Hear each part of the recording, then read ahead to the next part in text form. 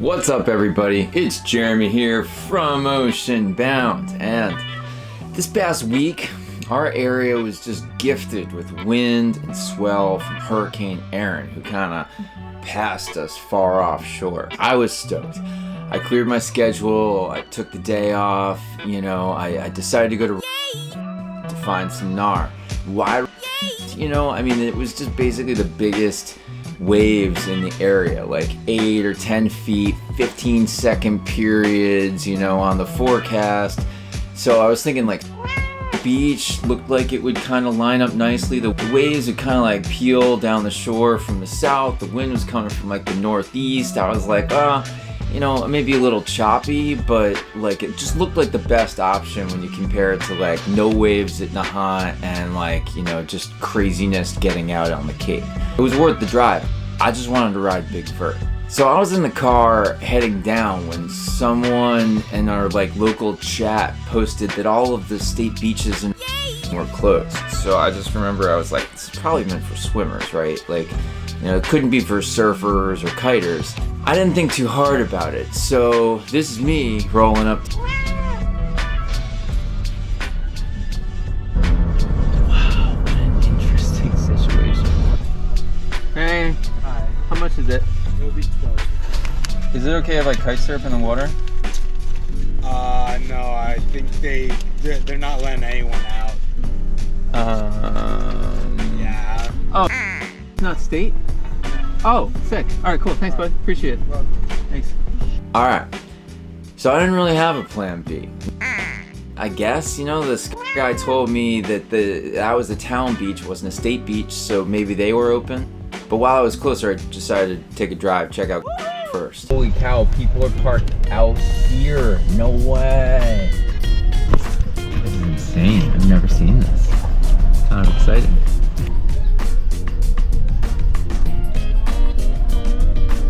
Just so much going on all over the place. Oh my god, I just got a parking spot. I can't believe it. So I gotta check it out. I'm here. These are no joke. This is sick. Insane scene here. Just people everywhere. Somehow I got a sweet parking spot kind of close, and I go to check the brake. And I counted over 50 surfers out there. The conditions look kind of decent wave-wise, but the wind was offshore and I just couldn't tell how strong it was on the water. Plus there's no way I wanted to be the one winger amongst 50 surfers, Got 50 something surfers in the water rocking out here. Alright, 50 people riding bombs. I'm gonna say with that many surfers in the water, it absolutely doesn't make sense for me to wing there. So, alright. So that's out, moving on. On the way, I tried to go down a couple roads with access to the water. The access to the water was closed on all of them. The traffic was bad. It is the summer, but everyone's excited about this hurricane, So as I get closer, I realized that the swell was basically coming straight on shore. I couldn't really see a way out over these walls of whitewater coming in. Which is fine because that beach is close too. I drove almost 2 hours to ride this swell. I really only had one option left. I personally tend to avoid I've ended up in downwinders there, but I don't really go there to win. Plus, the wind was offshore, I was solo, but before I spent another 2 hours driving, back home, my tail between my legs, I'm like, I have to check it out.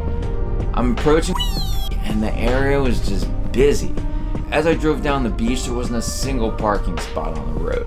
So I rolled into the parking lot, and there's a spot open at the end. It's a sign, score. But now I'm just in the belly of the beast. I'm a solo wing-powered foiler in the midst of an army of surfers, So I assessed the situation, and there's a lot of gnar out there in general.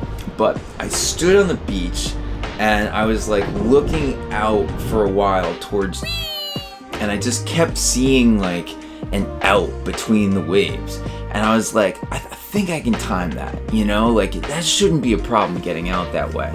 I didn't want to go anywhere near these big breaking sections of waves but like, because it's like deeper, they weren't really breaking there. It looked possible. So a local helped me get like a lay of the land. He pointed out some of the rocks and obstacles, gave me some exit strategies, which were really useful in the end.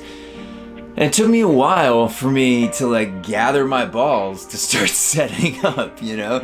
I rigged a 4.5 meter Apex Mantis, deflated it, got out the 3 meter float. You know, the windsurfer, he was trying to get out, and he said like if I could get out my way, that he would join me. So, you know, no pressure at all. I had to like make it look easy because I wanted company out there. I didn't want to ride solo, so, you know, off I went. It was a long walk over this shallow water and these rocks, and when I felt deep enough, you know, I started out across this like field of churny, lacy, marbly white water, and it took me a second to get a hang of the small wing and the small foil and those kind of crazy conditions. This sesh I rode my ML board and my HA680 foil with the 140 dart. You know, I used the dart to kind of channel my feelings of speed, but still a little more control than the 120.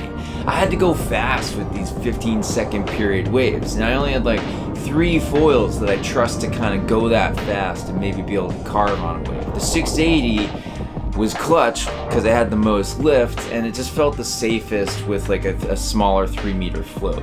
All right, so I get out there, tearing off the bandage, and this is my first wave.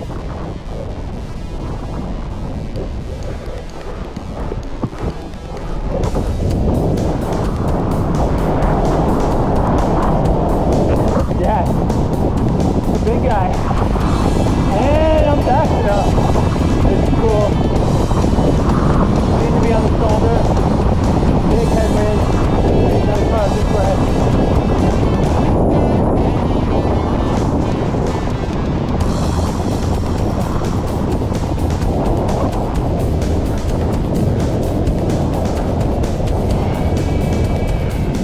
It wasn't that bad.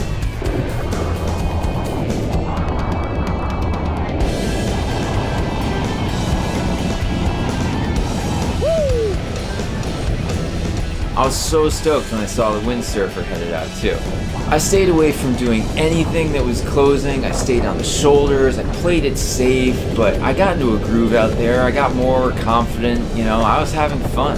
The waves were just big and powerful, just massive, fast moving. The wind was intense, it was gusty, punchy, you know, I'm guessing it was like 25 miles an hour offshore, but it was kind of side on to the waves. So I could use, you know, that angle with the wing to get fast enough to give me enough momentum to get to ride the wave until it got steep enough to drop in on it. The wind coming up the faces was intense. Think of like a 20-something mile an hour, you know, wave that's moving forward, and the wind's 25 miles an hour coming straight at the wave. I'm lucky I was holding on to just a 3 meter. I was bombing, and it felt even faster to me with like the crazy headwind. It was awesome. It was intense.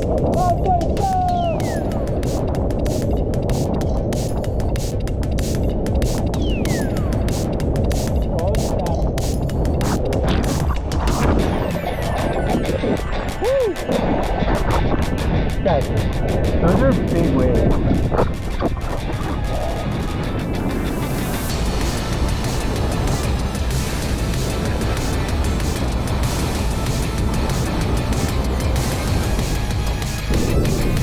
And dude, the backwinding was real and almost comical. I got more used to it, you know, learning like angles and speed that I needed to kind of do to not be affected. But there was one time, I swear, I just did this complete flip. I think with the wing in my hand just coming off a wave. And of course I can't find the footage, so I'm not sure how real that was. It was awesome.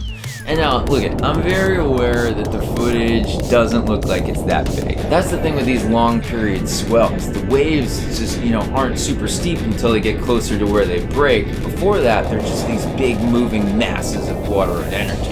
I totally felt alive just bombing down these things, and the footage just doesn't do that memory justice. I swear they were big, but I don't know. That's just real GoPro life right there.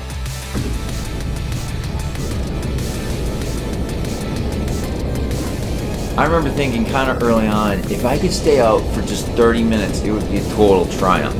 So then an hour passed and I was still charging at it. It wasn't until my second camera started dying that I decided to call it. So I rode in as close as I could. I ended up having to swim like a ways to get in across this like crazy current, but just like that, I was standing on the shore, session over, triumphant, you know? Given the conditions and my skills, I freaking killed it out there. I'm so stoked. It's funny looking at these waves after the session, and I was probably just too far out for anyone to even notice I was out there. There were no thumbs up or high fives when I walked back to my car, but that's okay because I felt like I accomplished something, you know?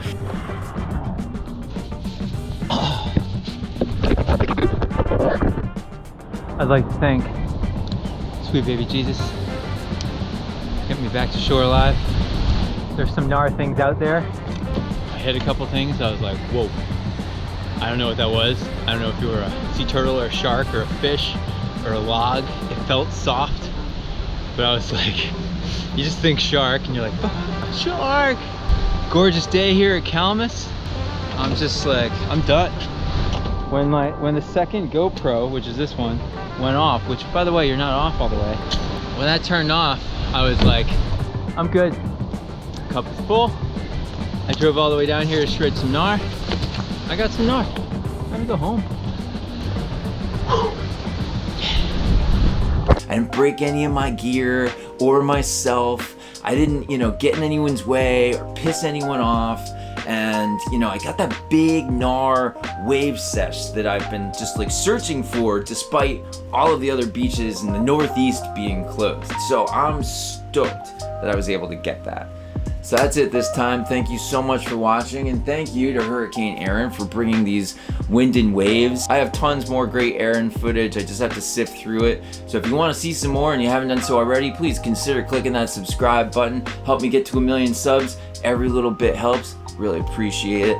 Drop me a comment, say hi. I love reading, responding to all of them. I think you guys are all amazing with that. I hope all of you are doing well out there. I'll see you soon on the flip, and I wish you all an awesome day. Later.